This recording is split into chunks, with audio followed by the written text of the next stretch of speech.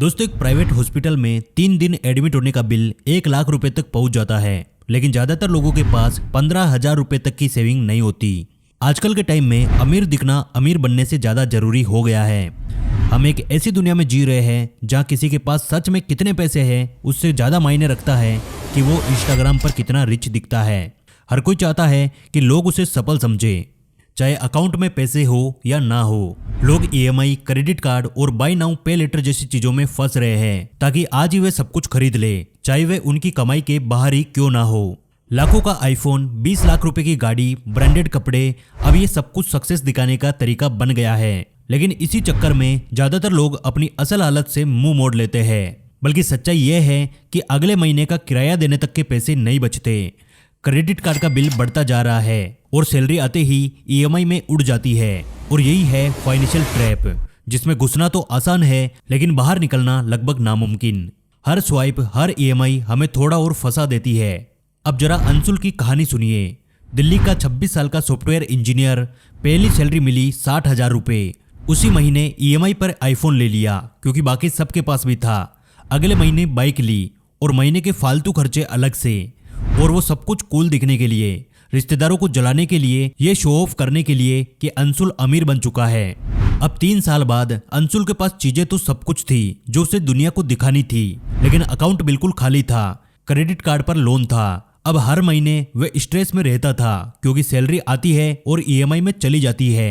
बाहर से सक्सेसफुल दिखने वाला अंशुल अंदर से परेशान था। और यही है झूठी अमीरी, जहां दिखावा बहुत है लेकिन सुकून नहीं।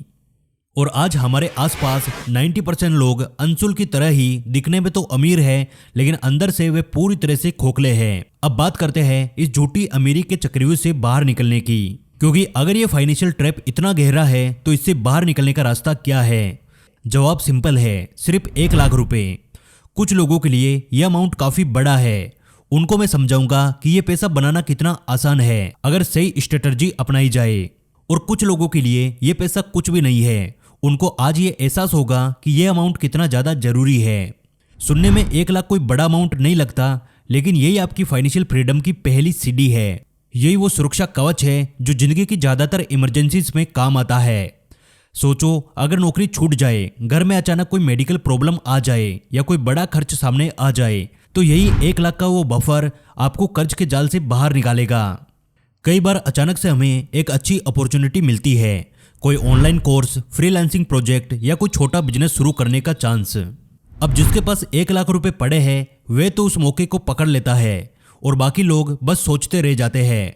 यह रकम छोटी नहीं है, यह आपके और आपकी मेंटल पीस के बीच की दीवार है। यानी कि दोस्तों, ये 1 लाख कोई लग्जरी फंड नहीं, ये आपका लाइफ फंड है जो मुश्किल वक्त में आपको गिरने से बचाता है और सही वक्त पर उड़ने का मौका देता है।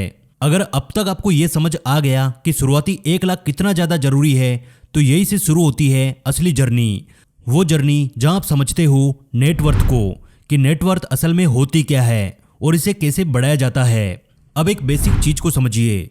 नेटवर्थ का मतलब सिर्फ बैंक में पड़े पैसे नहीं है। नेटवर्थ का एक सिंपल सा फॉर्मूला है जिससे आप अपनी नेटवर्थ निकाल सकते हो। आपके पास जितने भी एसेट्स हैं उनमें से आप अपनी सारी लायबिलिटीज को माइनस कर दीजिए। जो पीछे बचता है उसी को नेटवर्थ बोलते हैं। यानी जो चीजें आपके लिए पैसा बनाती है, जैसे बैंक बैलेंस, इन्वेस्टमेंट, प्रॉपर्टी, वो आपके एसेट्स है। और जो आपके पैसे खर्च करवाती है, जैसे loan, EMI, credit card bill, वो लायबिलिटीज है। चलिए इसको एक सिंपल एग्जाम्पल से समझते हैं। इनका नाम है रिया और ये है आदित्य। दोनों दोस्त हैं, लेकिन दोनों का पैसों को लेकर सोचने का तरीका बिल्कुल अलग है। रिया एक सॉफ्टवेयर इंजीनियर है। हर महीने करीब 1 लाख रुपए की सैलरी मिलती है। उसने ईएमआई पर 20 लाख रुपए की कार खरीदी है और 1.5 लाख रुपए का आईफोन भी लिया है। लेकिन अब उसकी लायबिलिटीज देखिए। उसकी कार का लोन करीब 15 लाख रुपए और क्रेडिट कार्ड पर 1 लाख रुपए का बिल बाकी है। अब अगर टोटल करंट वैल्यू से उसकी लायबिलिटीज निकाल दी जाए तो बचते हैं केवल 4.5 लाख रुपए, जो कि उसकी नेटवर्थ है। अब आते हैं आदित्य पर। वो एक स्कूल टीचर है। महीने की सैलरी 55,000 रुपये, यानी रिया से लगभग आधी। उसके पास कोई बड़ी कार नहीं है, सिर्फ एक पुरानी बाइक है जिसकी वैल्यू नई के बराबर है। बैंक में करीब 70,000 रुपये है और उसने 6 लाख रुपए का म्यूचुअल फंड में इन्वेस्टमेंट कर रखा है और उस पे कर्ज है बिल्कुल 0। और उसी फॉर्मूले से आदित्य की नेटवर्थ निकलती है 6,70,000 रुपये। अब सोचिए, जो रिया ज़्यादा कमाती है, महंगी चीज़ें रखती है, वो दिखने में तो अमीर लगती है, लेकिन असल में आदित्य उससे ज़्यादा स्टेबल और सिक्योर है। मतलब क्लियर है दोस्तों, कम कमाई वाला भी अमीर हो सकता है अगर उसके पास कर्ज नहीं, निवेश हो। अब आते हैं हम अपने मेन पॉइंट पर। अगर आप असली अमीर बनना चाहते हैं तो आपको शुरुआत करनी है केवल 1 लाख रुपए से। तो अब आपके दिमाग में सवाल आएगा कि भैया हम 1 लाख रुपए तक कैसे पहुंचे, आखिर हम पहले 1 लाख रुपए कैसे बना सकते हैं। क्योंकि ये सुनने में तो आसान लगता है, लेकिन असल में ये डिसिप्लिन, पेशेंस और सही सिस्टम का खेल है। तो चलिए दोस्तों, इसे स्टेप बाय स्टेप समझते हैं कि आखिर आप 1 लाख रुपए कैसे बना सकते हैं। Step 1, fix the leaks. ज्यादातर लोगों को लगता है कि उनकी कमाई कम है, लेकिन सच्चाई ये है दोस्तों कि खर्च ज्यादा बेमतलब के हैं। अब आपको सिंपल करना क्या है, 1 महीने तक अपने हर खर्च को लिखना है, चाय से लेकर फोन रिचार्ज तक।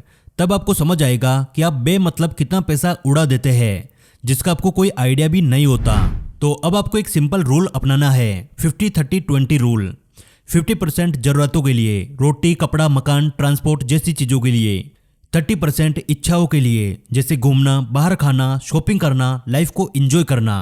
और बचा हुआ 20% सेविंग और इन्वेस्टमेंट के लिए। ये नॉन नेगोशिएबल है। आपको हमेशा याद रखना है कि सैलरी आते ही आपको पहले फ्यूचर को पे करना है, यानी आपको अपने 20% को साइड निकालकर उसे इन्वेस्टमेंट में डाल देना है। Step 2, earn more smartly. सिर्फ बचत से कोई भी अमीर नहीं बनता, इनकम बढ़ाना उतना ही जरूरी है। हर दिन 2 से 3 घंटे निकालो और साइड हसल शुरू करो। अगर अच्छा लिखते हो तो कंटेंट राइटिंग शुरू करो। अगर डिजाइनिंग आती है तो फ्रीलांसिंग। अगर पढ़ा सकते हो तो ऑनलाइन ट्यूटरिंग।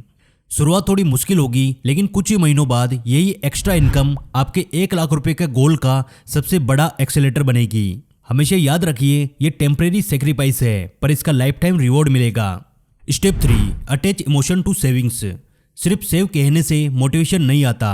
हम कुछ टाइम बचत करते हैं और फिर भूल जाते हैं या इग्नोर कर देते हैं।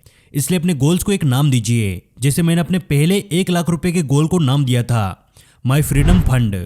जब आप भी ऐसा करोगे तो आप अपने गोल के साथ इमोशनली जुड़ जाओगे एंड उसे तोड़ने से पहले 100 बार सोचोगे।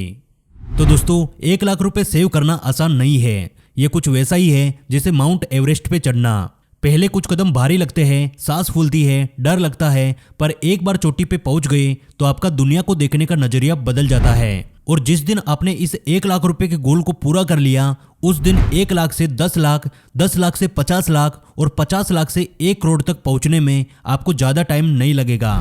ये 1 लाख कोई मंजिल नहीं है, ये आपकी फाइनेंशियल फ्रीडम की शुरुआत है। एक ऐसा लॉन्च पैड है जो आपको आगे करोड़ों तक ले जाएगा। इसलिए अपना पहला गोल 1 करोड़ रुपए मत बनाइए, बल्कि अपना पहला गोल बनाइए 1 लाख रुपए का, क्योंकि ये अचीवेबल है, ये रियल है और यही आपकी जिंदगी बदल सकता है। तो आप अपना पहला 1 लाख कितने महीने में पूरा करने वाले हो, कमेंट बॉक्स में लिखकर जरूर बताना।